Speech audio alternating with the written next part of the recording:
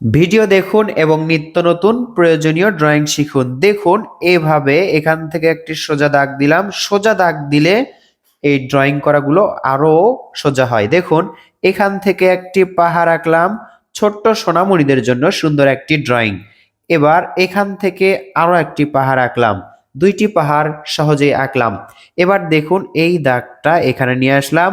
এখান থেকেই দেখুন ভাঁজ ভাঁজ করে ইচ্ছা মতো আপনারা ভাঁজ করতে পারেন।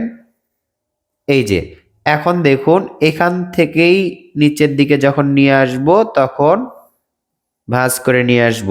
তাহলে সুন্দর একটি নদী আঁকা হলো, দুইটা পাহাড়। দুই পাহাড়ের মাঝে উপরে দেখা যাচ্ছে সুন্দর একটি সূর্য। সূর্যতে সূর্যরশ্মি আঁকবো, একটা ছোট এবং একটা বড় করে দেওয়ার চেষ্টা করব। ঘুরে ঘুরে দিব প্রয়োজনে। এই যে এই পাশে ফাঁকা জায়গাটা দেখা যাচ্ছে, এখানে আমরা কি করব, একটা দাগ দিলাম উপর দিকে তুলে, এদিকে দাগ দিলাম। তাহলে দেখুন একটা ঘর আঁকা হচ্ছে উপরের দাগ থেকেই। এই যে আমরা ঘর আঁকলাম, ঘরে এই পাশে একটা দরজা দেখা যাচ্ছে। তাহলে এই পাশেও একটা ঘর আঁকা যায় কিন্তু। এই যে এইভাবে একটা দাগ দিলাম, এখান থেকে আরো একটা দাগ এভাবে দিলাম।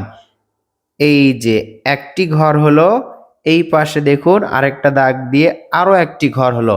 দুটি ঘর, ছোট্ট দুটি ঘর দেখা যাচ্ছে এখানে।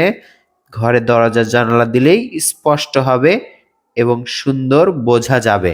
এই যে এই পারগুলো আছে, এই পারগুলো আমরা মোটা পেন্সিল দিয়ে ডাবল করে দিতে পারি। মোটা পেন্সিল দিয়ে যখন করবেন তখন আপনার কষ্ট হবে না, এটা সহজ হবে। একটি 4B অথবা 2B পেন্সিলই ড্রয়িং এর জন্য যথেষ্ট। আমি দেখতে পাচ্ছেন এই সিনারি ড্রয়িং করাতে একটুও রাবার ব্যবহার করছি না, কারণ কৌশলে আঁকছি, ধাপে ধাপে আঁকছি।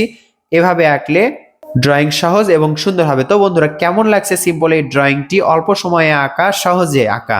ভালো লাগলে লাইক করুন, শেয়ার করুন অন্য বন্ধুদের মাঝেও।